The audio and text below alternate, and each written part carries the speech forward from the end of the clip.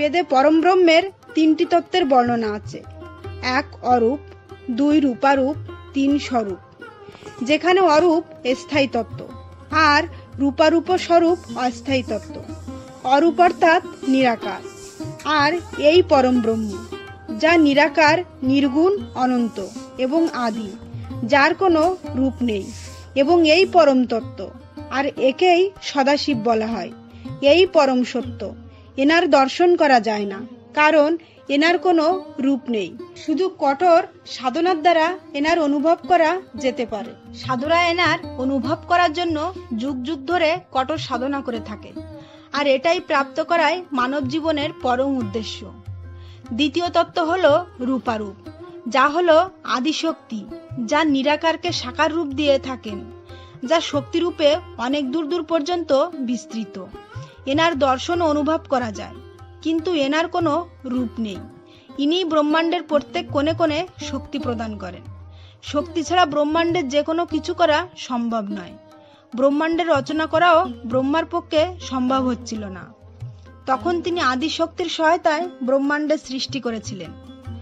তৃতীয় তত্ত্ব হলো স্বরূপ, যা সত্যনারায়ণ, আর ওই ত্রিমূর্তি ত্রিগুণাদেব, অর্থাৎ ওই ব্রহ্মা, বিষ্ণু ও মহেশ্বর। ওই দেবতাদের মধ্যে ইন্দ্র, অদিতিতে সূর্য, মনুষ্যে মনু, ওই অন্তর আত্মারূপে প্রত্যেক জীবের মধ্যে উপস্থিত। এই সম্পূর্ণ ব্রহ্মাণ্ড তারই রূপ। এনার স্থায়ী রূপে দর্শন এবং অনুভব করা যায়। সত্যনারায়ণ অরূপার রূপারূপের সম্মিলিত রূপ, এবং নিরাকার আর শক্তি পরমাত্মার দুটি রূপ। একই পরমাত্মার দুটি ভিন্ন তত্ত্ব, যেখানে সদাশিব নিরাকার আর মহাশক্তি উনার অর্ধাঙ্গিনী। নিরাকার সদাশিব শান্ত এবং স্থির, আর শক্তি চঞ্চল এবং অস্থির। আর এই বিশাল এবং অনন্ত নিরাকারে শক্তি বাধা আছে। যেমন আগে বলেছি যে সনাতন জ্ঞানকে বোঝা যতটা সহজ ততটাই কঠিন তার গূঢ় তত্ত্বকে বোঝা।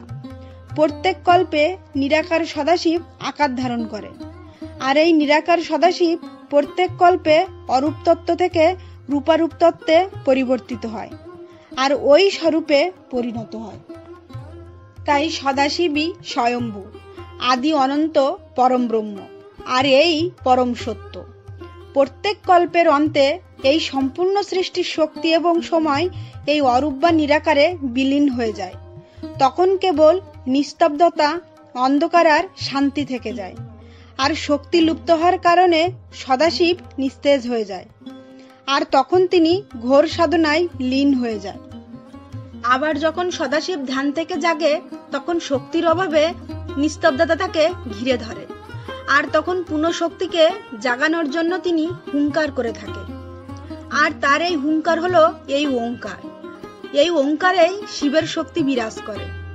এই শক্তি আর নিরাকার সদাশিবের মিলনে পুনরায় এক নতুন এক কল্পের সূচনা হয়ে থাকে, আর এনাদের মিলনে দিব্য এক লিঙ্গের উৎপত্তি হয়, যাকে আমরা জ্যোতির্ময় শিবলিঙ্গ বলে জেনে থাকি।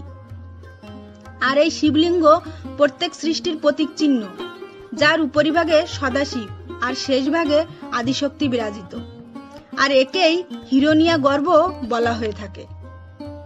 যেখান থেকে প্রত্যেক কল্পে সত্যনারায়ণ স্বরূপে শক্তিরই আবির্ভাব হয়, যা সদাশিবের অরূপ এবং আদিশক্তি রূপারূপের মিলনের স্বরূপ।